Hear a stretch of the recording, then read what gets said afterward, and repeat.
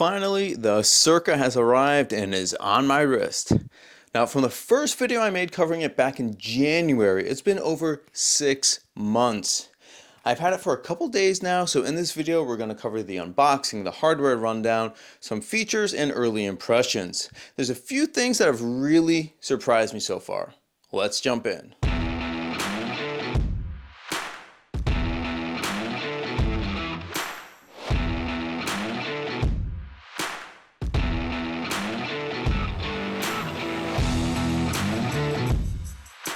First, let's start right away with the pricing. The Garmin CIRQA retails at $199 and gives you all the health tracking you want without a subscription required.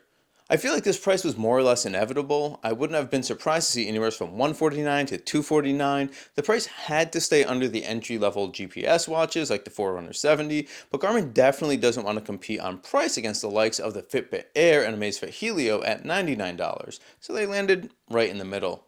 Now let's move on to the unboxing.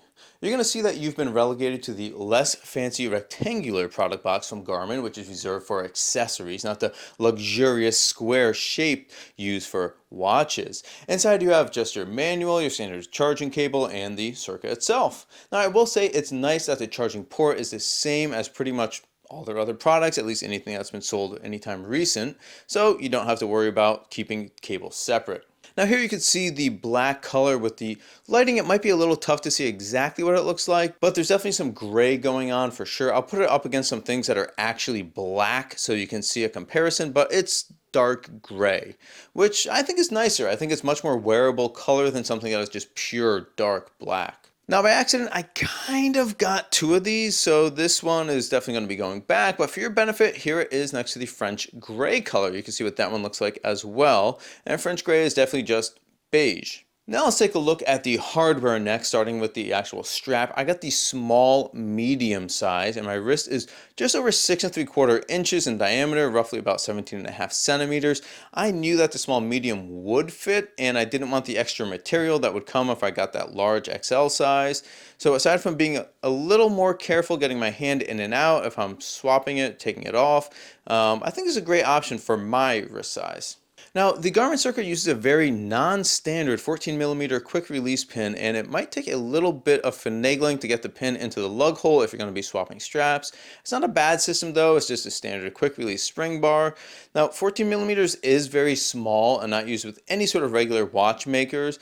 Maybe some lady-sized watch bands, I guess, but I think it works to have the lugs be thick enough to be pretty robust, and it works fine in that manner because you're dealing with all plastic construction here. This isn't metal, and there's no metal reinforcing the inside of the lug either where the pins go, which to me, that's surprising. That would make me worry about the longevity of the unit, because if you're swapping straps back and forth, if you're going from wristband to armband or whatever, then you could kind of wear out that little hole, and if that hole is no longer tight, then the whole unit kind of becomes worthless. Now, moving right along, we get to the button. That's right, we've got a button, folks. I think Garmin does this thing where they introduce a very simple and seemingly obvious feature in retrospect, but they do it well and they do it first.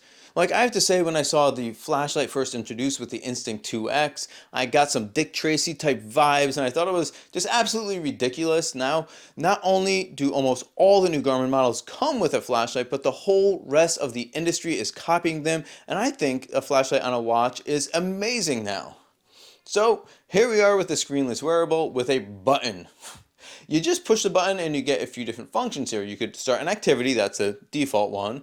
You could snooze an alarm in the morning. You could turn off your alarm by holding it down, and you could keep holding it down to put it into pairing mode. Now, I'm not going to be surprised if suddenly we start seeing other screenless wearables have buttons, because, I mean, automatic tracking is good and all, and starting an activity from the phone, that works as well. It's a little cumbersome, but whatever. But being able to just push the button to start an activity and also know when you're actually stopping the activity, that's better than those other two options. So, hey, Garmin's done it again. Now, finally for hardware, let's get to the sensor. This is the Elevate Gen 4 sensor, although I guess I could be more accurate and say it's the 4.1 or 4.5, I don't know. It's the Gen 4, but they've added a skin temperature sensor in there as well, which is needed for measuring temperature at night and also women's cycle tracking as well. So definitely something that needs to be on a day-to-day health and wellness wearable. Oh, and finally, the battery. The battery's rated at 10 days. I haven't had it long enough to comment on that, but of course, in the full review, I definitely will.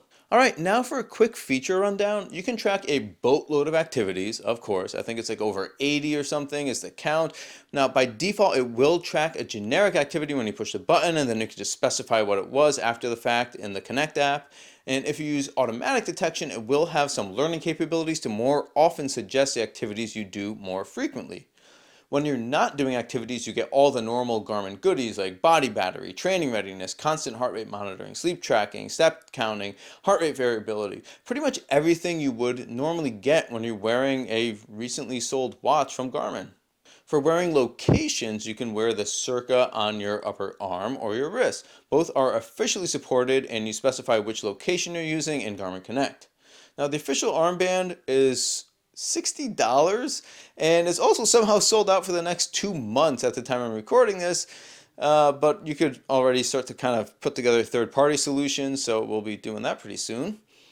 You can set alarms in this thing, which I think is pretty cool. You can set recurring alarms with smart awake function, just like what's available on the watch, and it'll vibrate to wake you up. You can also set hourly notifications, which I think is great. I love having the hourly beep when I'm wearing a digital watch, and having a slight buzz to let me know it's the top of the hour is a very nice touch and kind of keeps me on task. Now, the Garmin CIRQA can broadcast your heart rate over ANT+ and Bluetooth, which means that you can use it as an upper arm-based heart rate monitor while exercising, a first for Garmin, and it gives you better readings than if you're using an optical sensor on your wrist. Now, for initial impressions, well, I mean, it's not small. If you look at it next to other screenless wearables I have, which is all of them minus the Whoop, as I don't fancy paying them a subscription, you can see that this is quite a bit larger. You can see it on my wrist, and also here it is on my wife's 15-centimeter wrist. Actually, let's hear what the wife had to say about the Garmin CIRQA. Me. This is the new Garmin one to compete against the Whoop. Her. I've seen the Whoop. The Whoop looks cool. Me. Well, what do you think of this one? Her. Meh. Doesn't look cool. Looks like big piece of fabric. Her upon trying it on. Wow, it's big. It stands too tall on my wrist. And there you have it, straight from the wife. So here's the thing. The Fitbit Air, which I've been wearing pretty much continuously since it came out over a month ago, very easily just disappears on your wrist. And not only is it very comfortable and light and small, but the form factor is just so small you could easily mistake it for just like a bracelet on your wrist. It doesn't dominate your wrist real estate, and it's just easily just barely there doing its job. The CIRQA is much closer to other wearables in dimension, but when considering the way the strap kind of lays over it and the way it attaches to the strap, I would say it's closest to the Helio strap.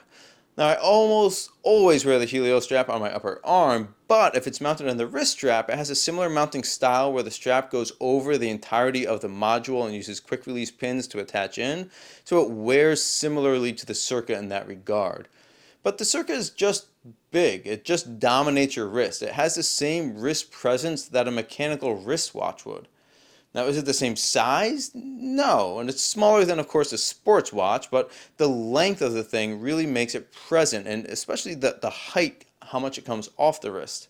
Now, aside from the fact that it's very, visible, it is also very comfortable.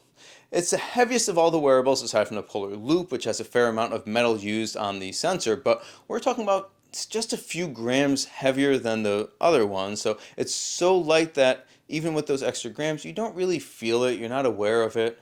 And the strap is very comfortable. It has some stretch, but not too much. Now, I will say the material of the strap, it's very smooth, and it does tend to get a bit clammy when you're wearing it outside in the heat. I mean, it's the summer right now, and that could make it a bit uncomfortable, but I much prefer to just keep it a little bit loose so you can get some decent airflow in there. And I mean, you definitely tighten it down if you're going to do a workout, but for day to day, if you sacrifice like a smidge of heart rate accuracy for that, I think that's a good trade-off. Now, speaking of workouts, when you're done with the workout with this thing, you're definitely going to want to put the strap out and have it sit out and dry after a workout. There's no chance I'm wearing a sweaty, wet band for hours while it dries, so I rinse it, I set it out in the sun, and grab it about an hour later. Now, for workouts, I'm going to, of course, cover full workout performance in the full review. So, I think that wraps my initial impressions. I'm currently using the Circa all day. I'm leaving the Forerunner at home on all my runs, but I will test it in a variety of scenarios over the coming weeks and report back with a full rundown and honest review. So be sure to subscribe so you don't miss that when it lands. I appreciate you taking the time to hang with me today. I'm Dave, and this is Dave Does Fitness. Have an awesome day and stay fit.